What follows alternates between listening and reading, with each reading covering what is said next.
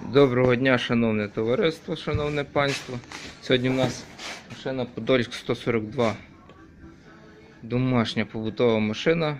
І таке все стало. Оце відповідає якби за сам зігзаг, без програм лишніх. І він тут тріснутий. Хтось нагинав. Бо там копір трошки вигрижений, його трошки на бік гнули. Ну, то ми заварили. Далі ще одне. Тут якби воно набрано зі спарених ексцентриків і тут на пазі. І тут один спарений ексцентрик, немає якби шпонки відповідної, щоб ви розуміли.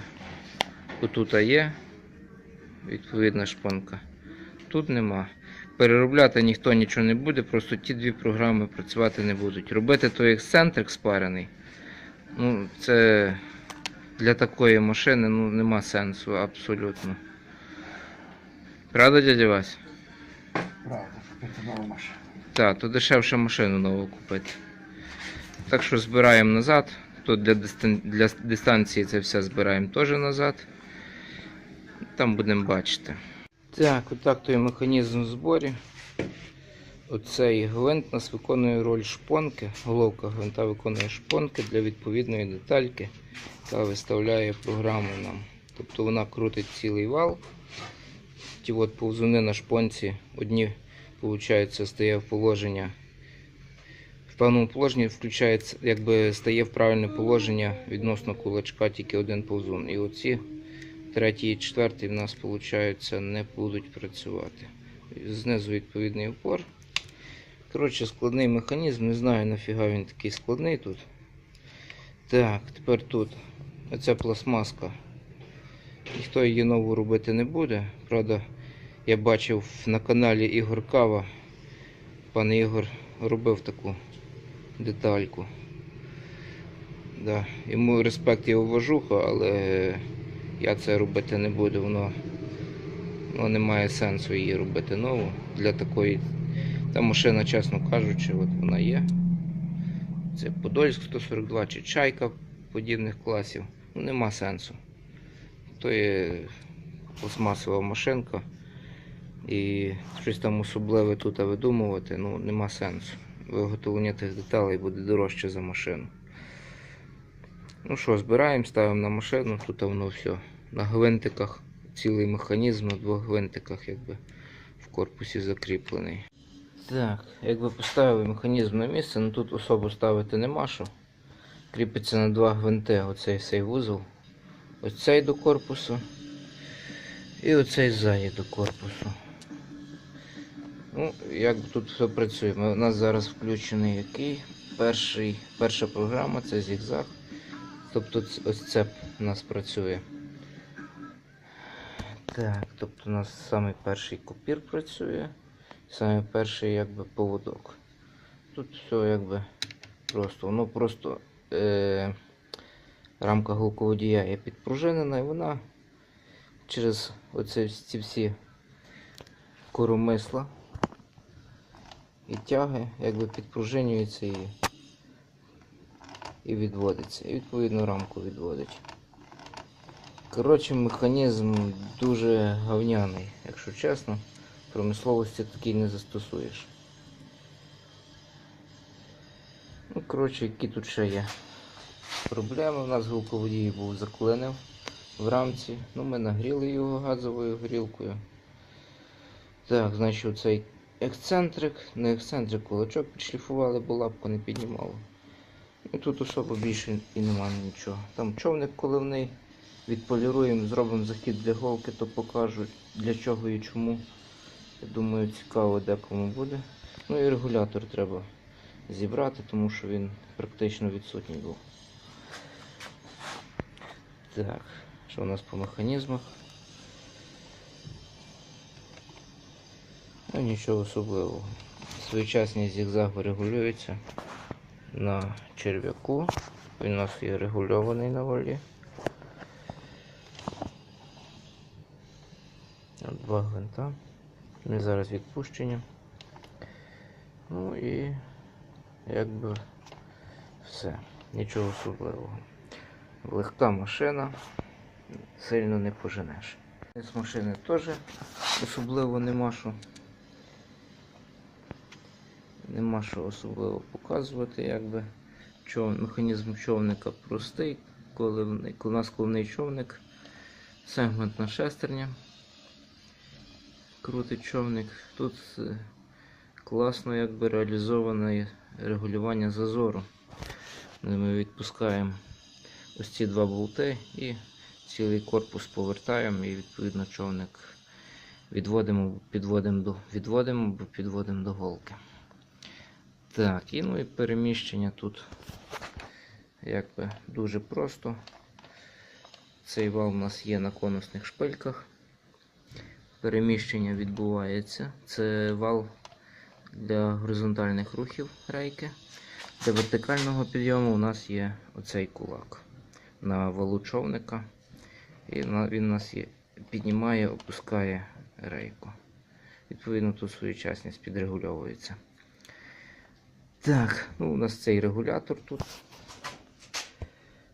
Типа включає-виключає зуби по великому рахунку. Тобто, хто хоче там щось повишивати, просто зуби опускає, повзун не піднімає зуби над голковою пластиною. Ну, я ще не зустрічав, щоб хтось тим користувався. Так, як він у нас там є?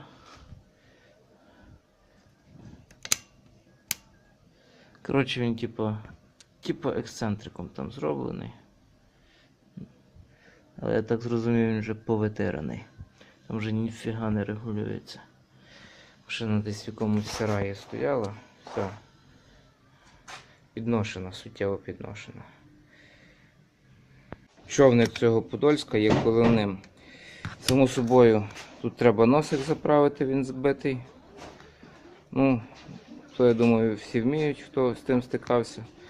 Що ще треба зробити? Оця фаска для заходу голки. Вона якби є, але вона трошки неправильна. Потрібно її спиляти трошки ближче до носика і скруглити більше. І відполірувати. А взагалі та сітка ціла, вона така якби, ну, особливо не парилася зі шліфовкою. Відповідно, отут треба її пошліфувати. Спочатку на вулканіті, потім на войлоку. І з другої сторони оцей рубчик треба зняти на вулканіті обов'язково. І це все дуже добре заполірувати. Це все груба робота. Так, і ще одне. Отут під носиком є оцей пропил. Його також треба зашліфувати. Він шліфований, але недостатньо. Є гострі кінці. Це одна з причин обриву нитки. Ну, це ми попробуємо якимось чином зажати в лищата. І оце наждачкою вишліфуємо, щоб не було гострих кутів. І весь повністю, де нитка у нас йде, тобто спереді, ззаді, крім середини, все поліруємо. І зовнішню сторону шпульного ковпачка також поліруємо. Потім будемо виставляти своєчасність, бо у нас вона трохи запізна. Значить, човник заполірував, тут фаску зняв, трошки похилішу її зробив. Це все заполірував на вулканіті, на войлоку. Тут буртик оцей зняв, знову ж таки, теж все заполірував. І ковпачок заполірував. От у нас по всій поверхні, передній поверхні ковпачка нитка також йде. Тому важливо, щоб тут все гладко проходило. Ставимо на машину і будемо дивитися, як воно працює. Так, значить, що ще було зроблено? Ну, по-перше, голки дуже важливо. Оці, типу, як колись були радянські голки. Ну, це дуже сумно з тими голками. Я їх навіть ніколи нікому не раджу ставити.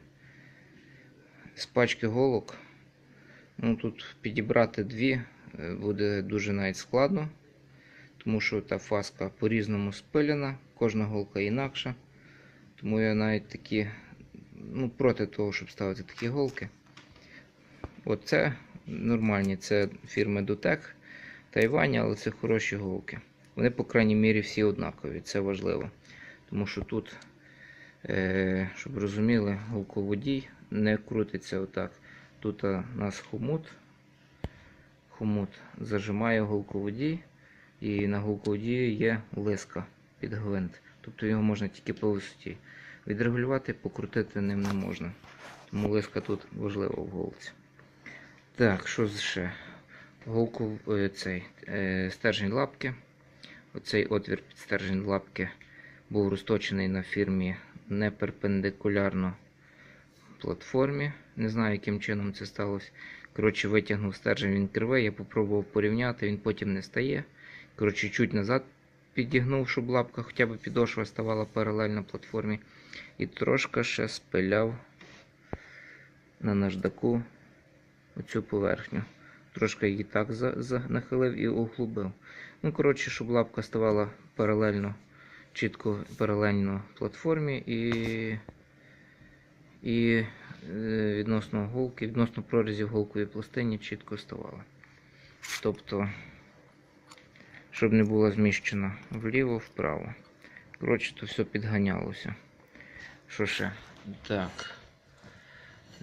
Два отих поводка я викинув, тому що ексцентрик включався, як йому собі захотілося. І, коротше, портили ці два поводка, включалися в якийсь момент і портили строчки.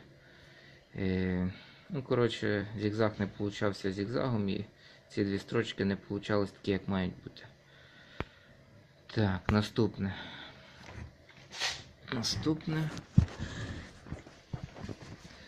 По своєчасності човника.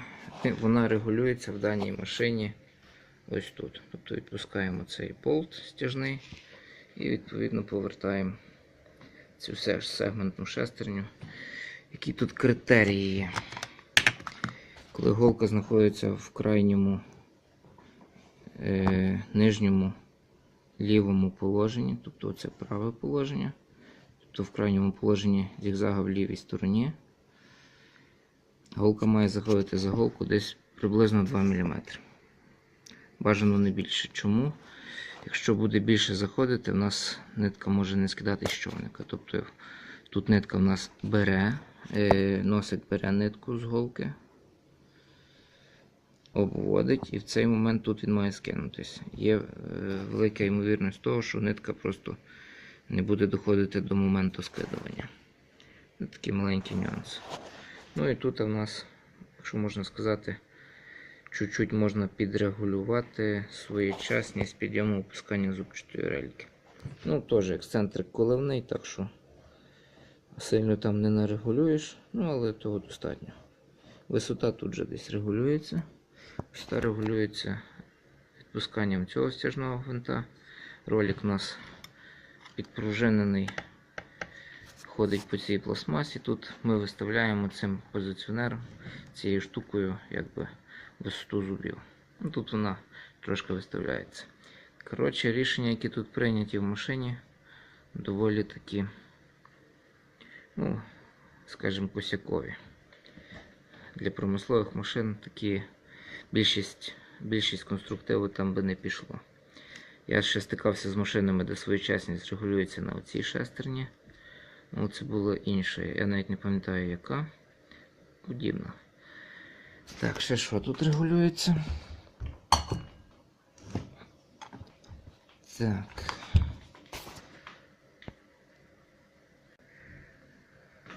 Ось ці два гвинта регулюю, якби відпускаємо, і оцей стержень можемо регулювати вперед-назад. Ми відповідно центруємо таким чином, щоб у нас голка попадала посередині голкової пластини в цьому напрямку.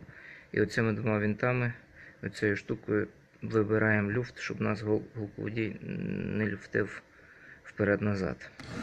Далі, вліво-вправо центровка голки у нас виконується ось на цих двох гвинтах. Дуже незручна регулювання. Для промислових машин таке би точно не годилося. В плані того, що це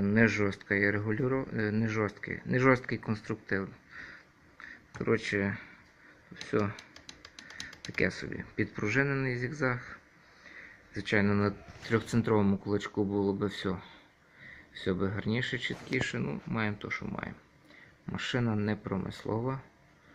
Тому в неї такий слабенький конструктив.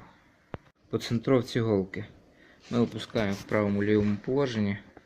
І отак приблизно посередині, але трішечки допереду, якщо це можливо, щоб голка не терлася в жодну зі стінок голкової пластини. То по-перше, так, в цьому напрямку складно відрегулювати.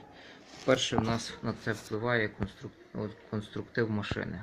Зокрема, той кулачок, він не є дуже точний, приходиться проганяти цілий круг кулачка, щоб більш-менш виставити нам зігзаг. Тому що десь якась виробітка, десь затерло, десь неточність виготовлення кулачка. Коротше, той зігзаг трошки тут гуляє вліво-вправо. Може пів кулачка пройти по центру, пів кулачка пів міліметра змістити. Як, в такому плані. Коротше, от що означає жорсткість механізму, точність виконання і матеріали. Складні механізми не сприяють точності машини, на жаль. Так, машину підшили, якби нічого складного. Фарбувати її ніхто не буде. Працює програма 1.4.5. Все, зігзаг працює, пропусків не робить. Коротше, таке протестували на легкому трикотажі. Так, на рахунок, що ще було зроблено. Оригінального ремня не було. Було СПА такий ремінь, продається на галпідшипнику. Лень було бігти в магазин за оригінальним ремнем, який сюди підійде. Коротше, тут як, на спеціальному паяльнику в довжину паяється там на фірмі, сірником і в стик добре прижати, потім краї запиляти на наждаку, виходить добре, не розривається. Так, отакий ремінь, може трохи загрубий, там є різних діаметрів, але то, що маємо. То, що маємо, з того спаяли.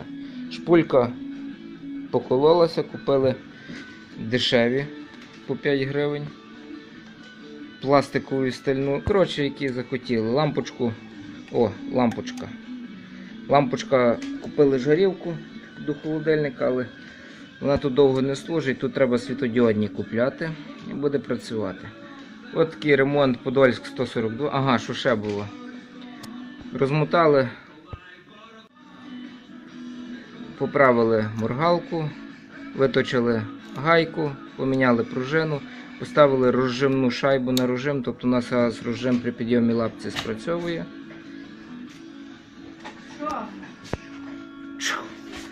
Так, спрацьовує розжим. Можна замітити, хід малий, але того достатньо, щоб нитка легко проходила при піднятій лапці. Коротше, така робота примітивніша. Більшість механіків викидають вже ті машини, їх списують, але напевно то виправдано. Ті машини вже морально застарілі, хоча вони кращі за сучасні побутові машини. Так, головне програма і зігзаг перекидати, коли голка в верхньому положенні. Так, за великий стібок. Ставимо біля одного.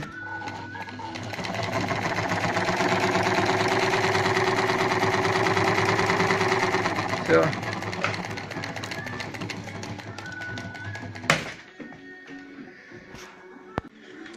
Дякую за увагу. З вами був Ромко Механік.